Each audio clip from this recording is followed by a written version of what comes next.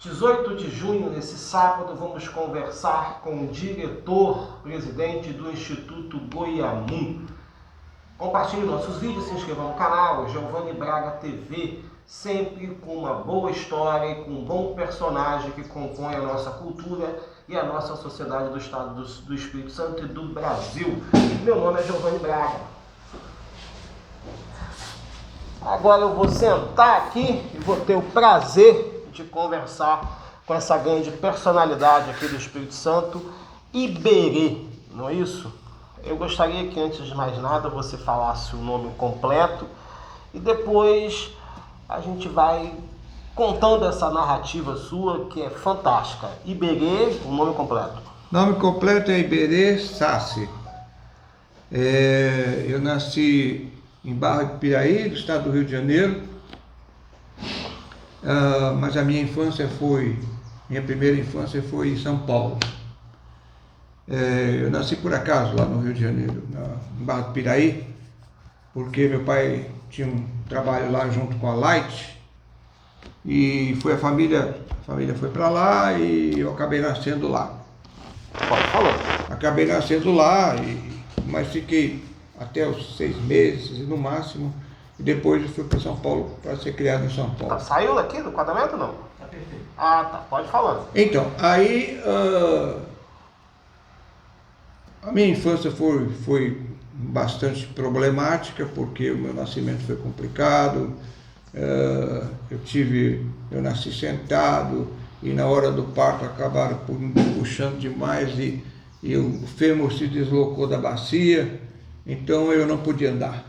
Mas isso, só te cortando, mas isso não trouxe problema nenhum, porque afinal de contas você é uma das maiores referências desse país, desse estado. E aí, saindo dessa história fantástica que você nasceu sentado, vamos falar um pouco sobre esse teu contato com a comunidade indígena. Sua mãe, ela é de uma importância. É como assim, uma coisa leva a outra, na realidade, uma coisa leva a outra. Porque o fato de eu ficar isolado, imobilizado, ajudou no meu desenvolvimento cultural. Você ficou quanto tempo isolado na cama? Eu ficava muito tempo imobilizado, em gesso, equipamentos ortopédicos, etc. Você foi uma criança... Uma criança que não tinha mobilidade, né? E essa falta de mobilidade me ajudou no sentido de eu me interessar por... Primeiro que eu aprendi a ler aos 4 anos de idade. Nossa! E eu comecei a ler aqueles livrinhos de pano, na minha época, em 1947, 48, né? Vou fazer uma pergunta indiscreta. Pode perguntar a idade? Pode. Qual a idade? Eu estou com 73 e em setembro agora eu vou fazer 74. Tá bem, tá bem. Bem, agora eu já estou com todas as mazelas da idade, né? Que vai chegando, mas já está super bem. Vai chegando. Então, esse fato de eu, vamos dizer assim, me formar, ter uma formação intelectual mais acelerada, privilegiada, num certo sentido, depois que eu me curei, comecei a andar, depois de inúmeros tratamentos, comecei a andar aos 7 anos de idade e frequentar a escola pública, e eu tinha muitas encrencas na escola, muitas, porque eu recebia aqueles livros escolares e lia tudo, e quando chegava na aula, o professor, vocês abrem o livro na página tal que nós vamos estudar não sei o quê. Não estude, pode falar. Nós vamos estudar. Mas aí eu dizia, professor, eu já li isso tudo, olha. Até discordava muitas vezes do que era dito. Hoje em dia a criança não quer ler nada, não discorda de nada.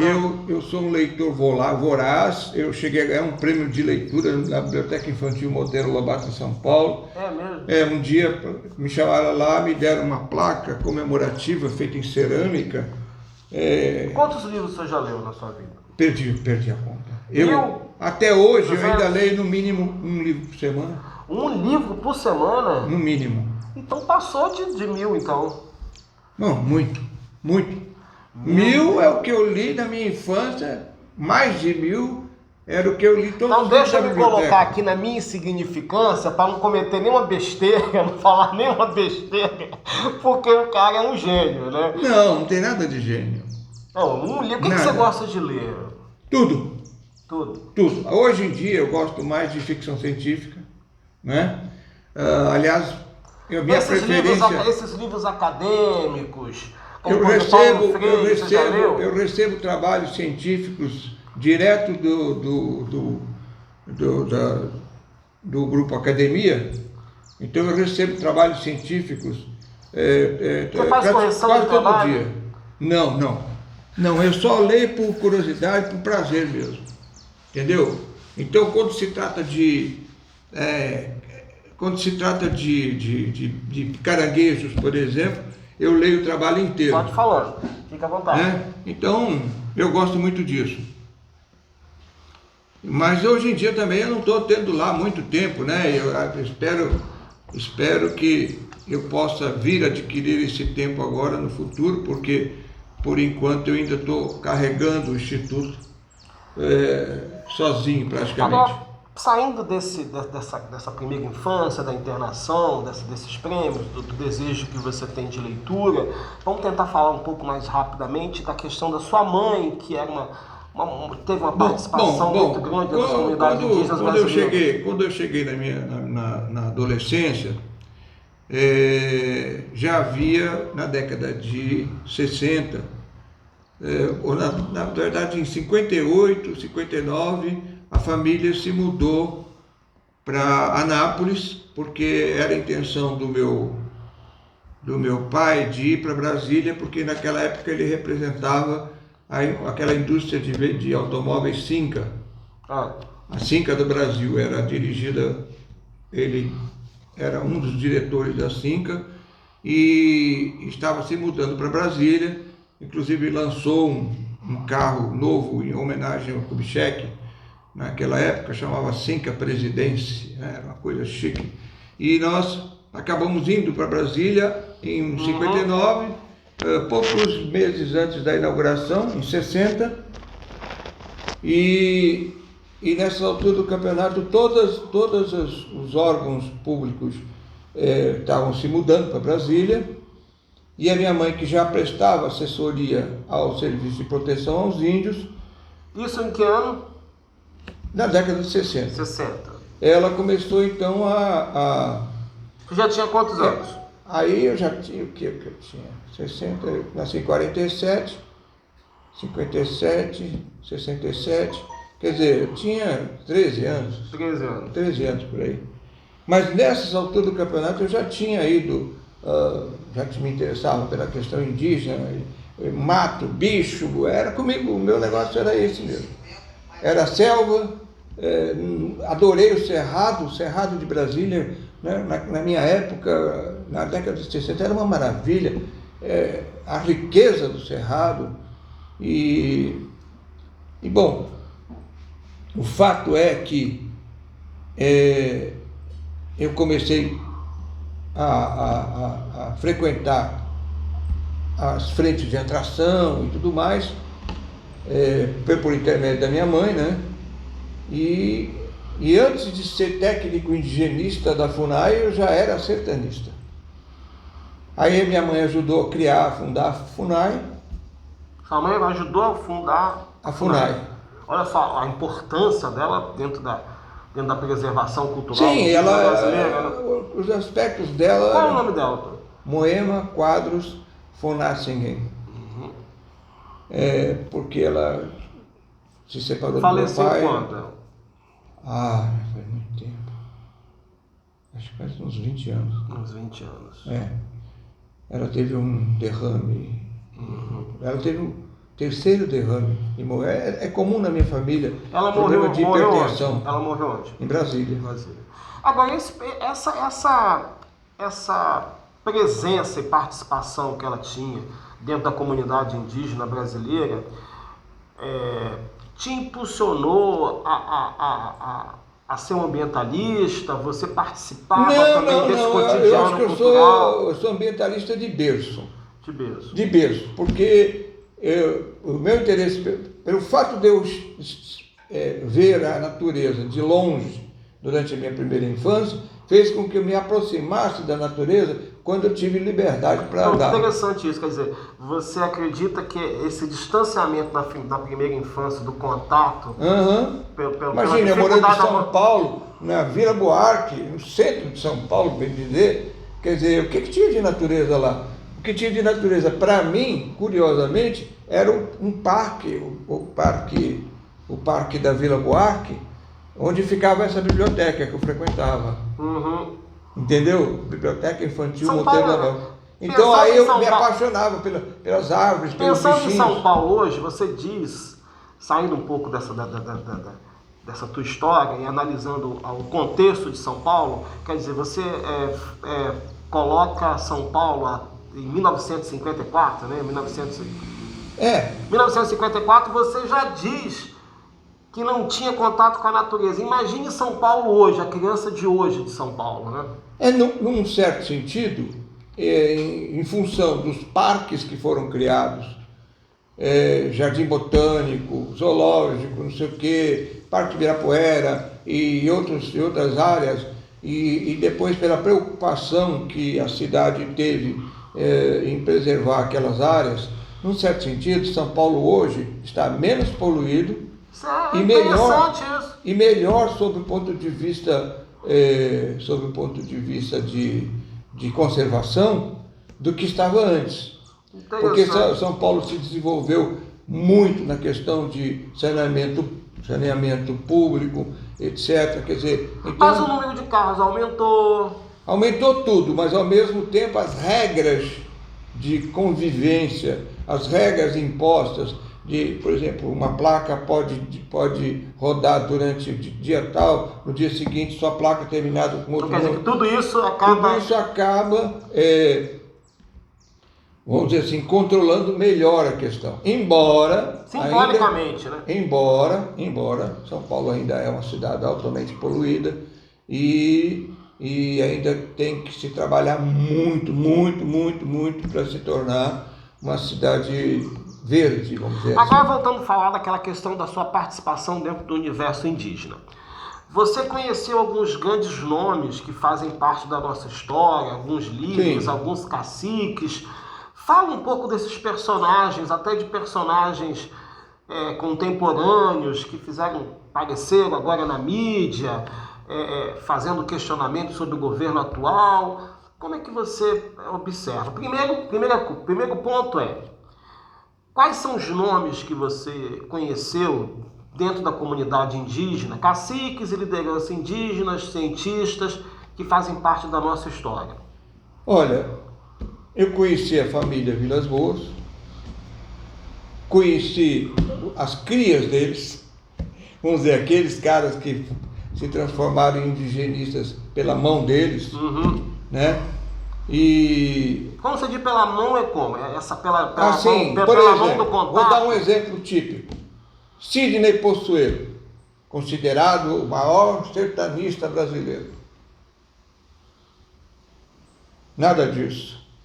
Eu cheguei a pensar em escrever um livro assim, desconstruindo os heróis nacionais. Olha, isso é bom, então vamos desconstruir. Primeira desconstrução aí. Por quê? Vamos desconstruir. Primeira desconstrução, fala pra gente. Primeira desconstrução. Sidney Possuelo. Quem foi? Ele era um peão, mateiro, contratado pelos Vilas Boas. E como peão e mateiro, ele aprendeu a língua indígena e tudo mais, ele acabou virando um profissional. Com a saída dos Vilas Boas, que eles ainda trabalhavam muito na área do antigo Serviço de Proteção aos Índios, do SPI, né? E quando virou FUNAI, ele se colocou na FUNAI como o cara que iria cuidar dos índios arredios. A FUNAI já começou errada, certo? Os dois começaram errado. O SPI começou assim, chamava Serviço de colocação de trabalhadores nacionais. Se você pesquisa no Google, você acha o nome certo. Mas era mais ou menos assim: o serviço de proteção aos índios e de colocação de trabalhadores nacionais. Então visava, o que eles visavam? Visavam amansar os índios, dar roupa para eles, ensinar agricultura, no modo de vista branco, isolá-los em áreas determinadas, porque eles consideravam os índios, não respeitavam os índios como nações que estavam inseridas no território nacional. Eles consideravam. Porque qual é a definição de uma população, de um povo, que você pode dizer, bom, esse é chinês, esse é coreano, esse é americano. A língua, os usos e costumes e o território. Esses três é que definem uma população, que isola esta população das outras. Você pode distinguir uma população de outra por esses aspectos, pelos seus usos e costumes, pela sua língua e pelo seu território. Você fala uma coisa interessante: num país tão grande como o Brasil, gigantesco, fica difícil, vamos dizer assim, definir os nossos valores culturais de muito forma difícil, engessada. mesmo porque nós somos uma colcha de retalhos que naquela época, até mais ou menos a década de 50, ainda existiam perto de 300 grupos indígenas relativamente isolados entre si, que tinham um relacionamento que estava sendo destruído pelo invasor português, destruído porque os portugueses iam avançando, capturando, empurrando, trazendo milhares de doenças, né, criando coisas horrorosas como santos artificiais, né? Anchieta, por exemplo. Anchieta nunca foi santo. O Anchieta. Vamos falar, quem é Anchieta? Agora tá ficando bom. Anchieta nunca foi santo. Anchieta é um cara que veio para o Brasil porque ele era tuberculoso e os ares brasileiros faziam bem aos tuberculosos. Então a Companhia de Jesus mandou ele para cá. Aí o que ele foi fazer? Catequizar os índios. Será que Só que catequizar foi verdadeiro? ele é que é responsável pela extinção dos índios, de todos os índios capixabas. Então Anchieta é responsável pela extinção indígena dos povos. Transmissão de tuberculose em alto grau. Será que foi de propósito? Cada aldeia... Não, era ignorância. Mas você acha que você não vê... Você passa 1 ano, 2, 3, 4, 5, 10 anos, você não vê a relação de causa e efeito. Eu fui para uma aldeia tal, de repente a aldeia tal inteira morreu. Você acha quem foi culpado disso? Foi Padre José de Anchieta. Certo? Mas o ser humano é curioso, ele tem coisas que ele finge não ver. Pensando na maldade do ser humano, pensando na questão de tentar... Não é maldade, é ignorância. Sim, mas deixa eu pensar, olha meu raciocínio. Pensando no seguinte: o que eles queriam? Dominar o território brasileiro. Sim. Aqui tinha muito índios. Vamos pegar esse padre tuberculoso como uma arma química ambulante para contaminar todos os índios de propósito? Os portugueses não fizeram isso. Quem fez mais isso foram os espanhóis. Eles que estabeleceram a relação entre as suas moléstias e a incapacidade dos nativos. De propósito? Isso. Aí, de propósito, eles doavam roupas de doentes para os nativos para extingui-los. Que horror! Então quer dizer... Mas os portugueses eram ignorantes. Uma arma biológica. Sim, arma biológica. Arma biológica. Hoje em dia se sabe disso. Né? Então, por que eles já sabiam de pessoas? Vamos doar essas roupas aqui para exterminá-los gradativamente. Exatamente.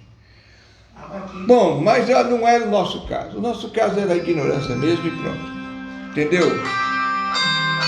Olha aqui. Desculpe. Mais tarde, daqui a pouco eu te ligo, eu estou no meio da entrevista.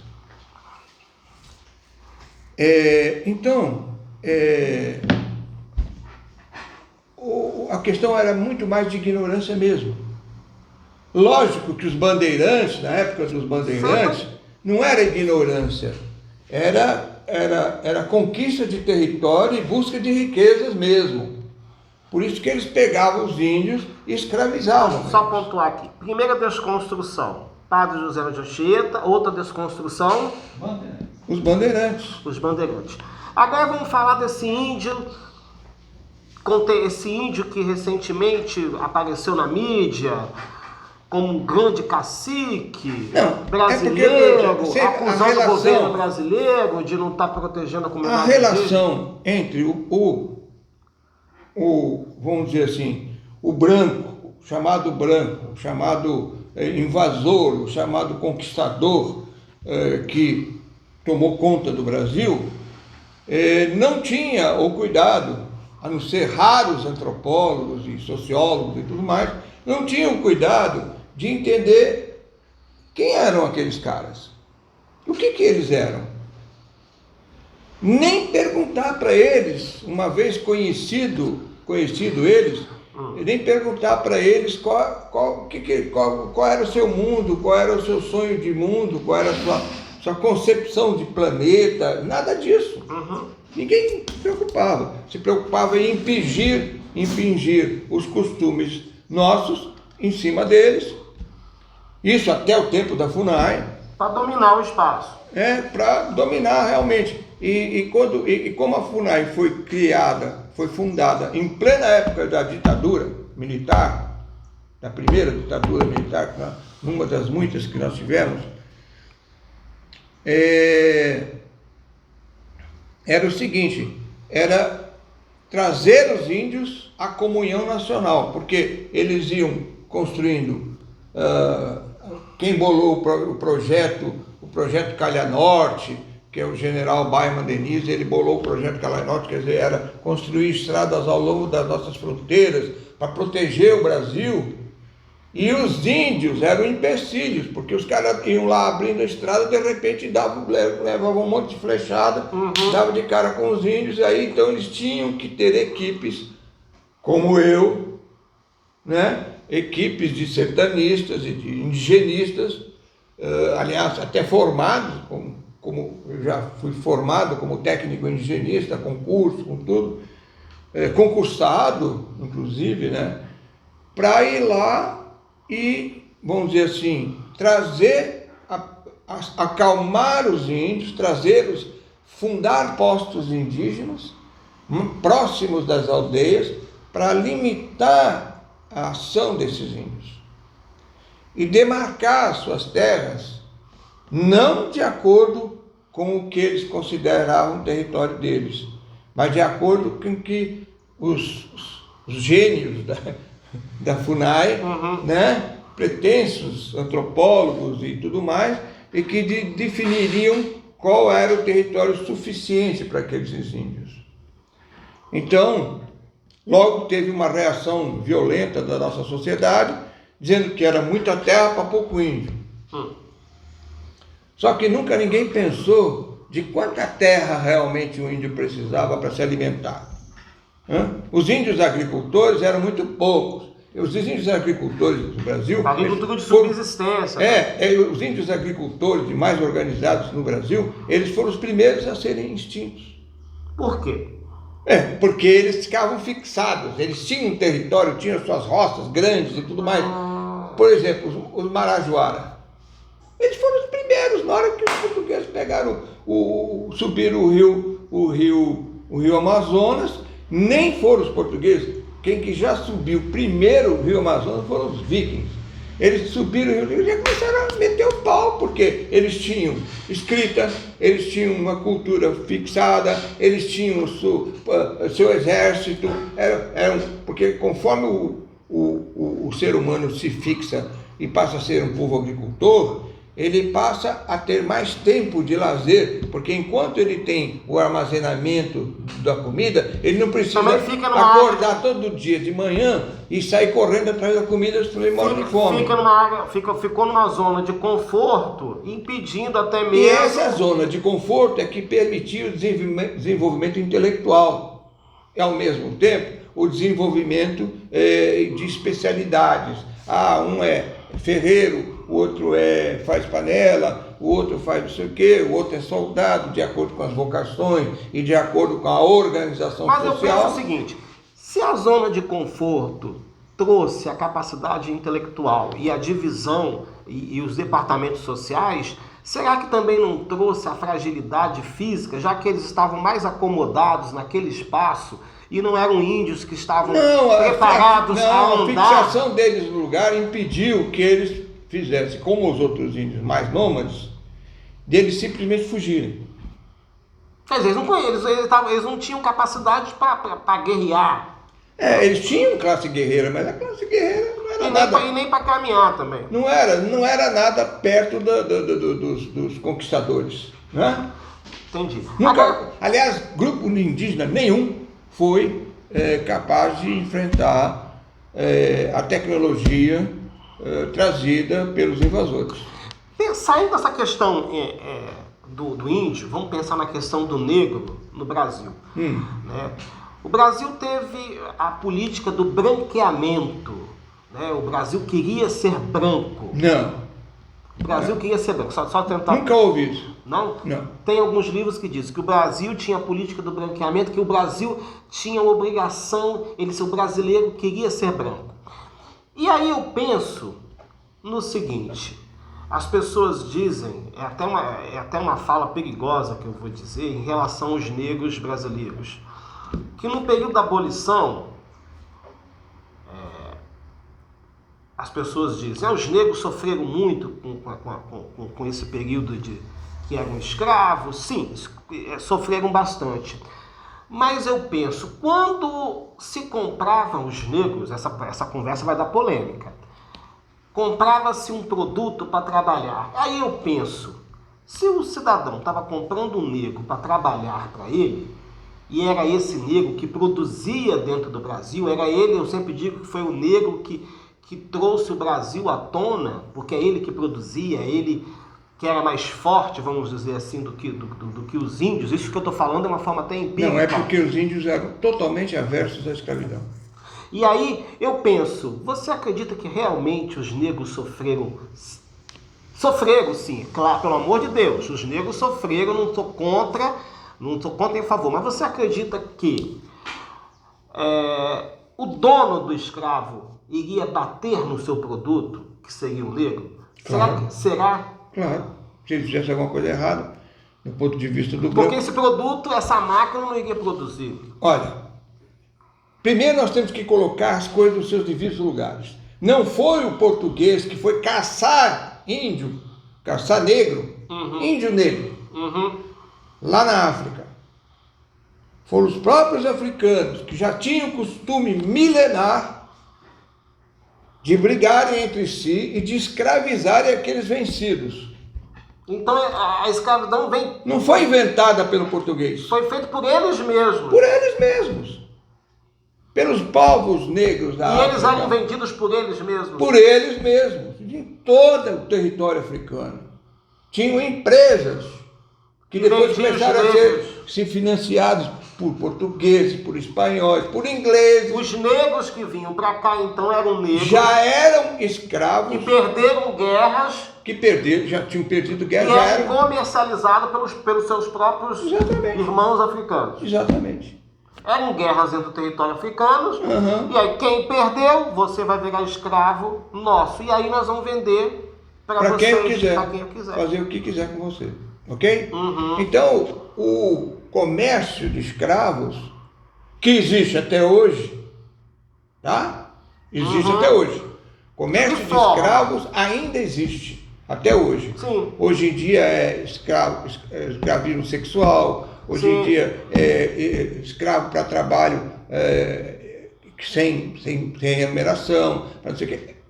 A escravidão ainda existe. Ainda existe. Ainda é coisa do ser humano. É um dos grandes defeitos do ser humano. E é bom deixar claro também que ser escravo não é uma questão somente dos negros, né? Não é só dos negros, porque outros povos... Os índios, você acha que eles não foram escravizados porque eles vão dizer Porque assim... não era costume